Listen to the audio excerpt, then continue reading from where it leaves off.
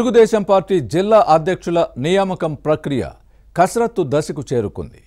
దీనిని త్వరలో పూర్తి చేయాలని టీడీపీ అధినాయకత్వం భావిస్తోంది. ఈసారి యువతకు ప్రాధాన్యత ఇచ్చే అవకాశం ఉంది. ఏలూరు, పశ్చిమ గోదావరి జిల్లాల అధ్యక్షుల నియామకంపై అధిష్టానం పలువురి పేర్లను పరిశీలిస్తోంది. సామాజిక వర్గాలను పరిగణనలోకి తీసుకొని జిల్లా అధ్యక్షుల్ని నియమించవచ్చన్న ప్రచారము జరుగుతోంది. ప్రస్తుతం ఈ రెండు జిల్లాల్లోని పరిస్థితి ఏంటి? రేసులో ఉన్న నేతలెవరు? అధిష్టానం ఆలోచనలేంటి? పూర్తి వివరాలు ఇప్పుడు చూద్దాం.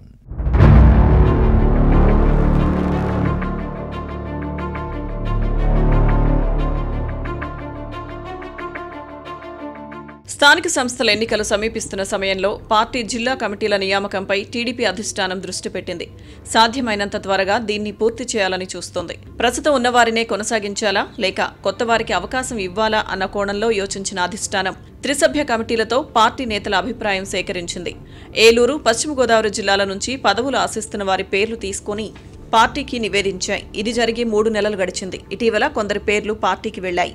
అదే సమయంలో ఎమ్మెల్యేలు తమ అనుచరులను పార్టీ పెద్దల దగ్గరకు తీసుకువెళ్లి పేర్లను పరిశీలించాలని కోరారు. ఇలా ఆశావహుల సంఖ్య పెరిగిపోతున్న క్రమంలో ఈ ప్రక్రియను వీలైనంత వేగంగా ముగించాలని టీడీపీ హైకమాండ్ భావిస్తోంది. ప్రస్తుతం అమెరికా పర్యటనలో ఉన్న మంత్రి లోకేష్ అమరావతి చేరుకున్న తర్వాత టీడీపీ జిల్లా కమిటీలను ప్రకటించే అవకాశం ఉంది.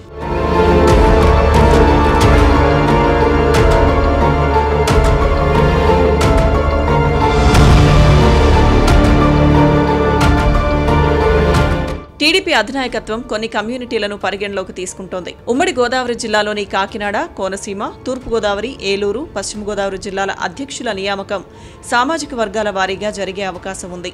తూర్పు గోదావరి జిల్లాకు కమ్మ కమ్యూనిటీ నేత ఖరారు కావచ్చన్న చర్చ జరుగుతోంది. కోనసీమ జిల్లా అధ్యక్షునిగా ఎస్సీ నాయకుడి పేరును పరిశీలిస్తోందని సమాచారం. ఇక మిగిలిన కాపు, బీసీ సామాజిక వర్గాలకు ఏ జిల్లాను ఇవ్వాలన్న అంశంపై దృష్టి పెట్టింది. కాకినాడ జిల్లాను పక్కన పెడితే ఏలూరు, పశ్చిమ గోదావరి జిల్లాలకు ఎవరిని నియమిస్తారన్నది చర్చనీయాంశంగా మారింది. ఈ 2 జిల్లాల్లో ఒకటి కాపులకు, మరొకటి బీసీలకు ఇవ్వాలని టీడీపీ అధిష్టానం భావిస్తోంది.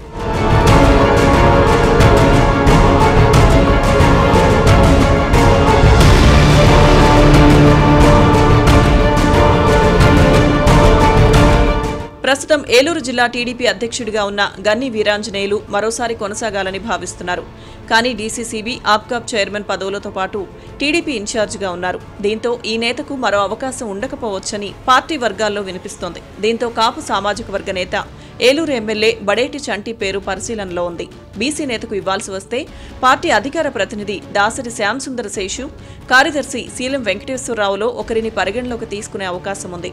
వీరిద్దరూ ఇప్పటికే అధిష్టానాన్ని కలిసి తమకు అవకాశం ఇవ్వాలని కోరారు. ఇక పశ్చిమ గోదావరి జిల్లా దగ్గరే పీటమూడి పడిందన్న ప్రచారం జరుగుతోంది. గతంలో షార్ట్ లిస్ట్ చేసిన వారి పేర్లను కాకుండా కొత్తగా మరికొందరు తెరపైకి వచ్చారు. ప్రధానంగా పశ్చిమ గోదావరి జిల్లాను బీసీలకు కేటాయిస్తే ఎలా ఉంటుందని అధిష్టానం ఆలోచిస్తోంది. ప్రస్తుత జిల్లా అధ్యక్షుడు మంతిన రామరాజుతో పాటు సీనియర్ నేత కోళ్ల నాగేశ్వరరావు పేర్లు గతంలో వినిపించాయి. మంతిన రామరాజును కొనసాగిస్తే క్షత్రియ సామాజిక వర్గానికి ప్రాధాన్యత ఇచ్చినట్లు అవుతుంది. ఈ నేత ఏపీఐఐసీ చైర్మన్గా ఉన్నారు. అలా కాకుండా కాపు సామాజిక వర్గానికి ఇస్తే కోళ్ల నాగేశ్వరరావుకు అవకాశం ఉందని అప్పట్లో వినిపించింది.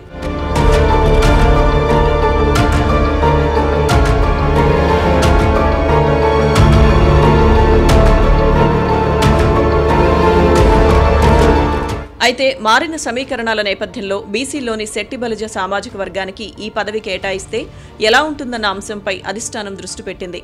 నర్సాపురం, పాలకొల్లు, ఆచంట నియోజకవర్గాల్లో ఈ కమ్యూనిటీ ఎక్కువగా ఉంది. స్థానిక సంస్థల ఎన్నికల్లో ఇది కలిసి వస్తుందని భావిస్తుంది. అంతేకాదు ఆ సామాజిక వర్గ నేతల పేర్లను సేకరించి పరిశీలన చేస్తున్నట్టు సమాచారం. కాళ్లమండల నేత, పార్టీ అధికార ప్రతినిధి వీరవల్లి శ్రీనివాస్ పేరు తెరపైకి వచ్చింది. ప్రస్తుతం గోపాలపురం నియోజకవర్గ పరిశీలకుడిగా ఉన్నారు. 2021 స్థానిక సంస్థల ఎన్నికల్లో వైసీపీ నుంచి పోటీ చేసి ఓడిపోయారు. వీరవల్లి శ్రీనివాస్ ఇప్పటికే పార్టీ అగ్రనేతలు చంద్రబాబు నాయుడు, లోకేష్ను కలిశారన్న ప్రచారం జరుగుతోంది. అలాగే జిల్లా మంత్రి నిమ్మల రామానాయుడుతో పాటు పలువురు ఎమ్మెల్యేల మద్దతు కోరారని సమాచారం. ఇక శెట్టి బలిజ నేత, మాజీ ఎమ్మెల్సీ అంగర రామ్మోహన్ పేరు కూడా తెరపైకి వచ్చింది.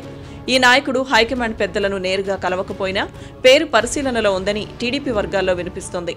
ఏలూరు, పశ్చిమ గోదావరి జిల్లాల టీడీపీ అధ్యక్ష పదవులు ఎవరికి దక్కుతాయో చూడాలి.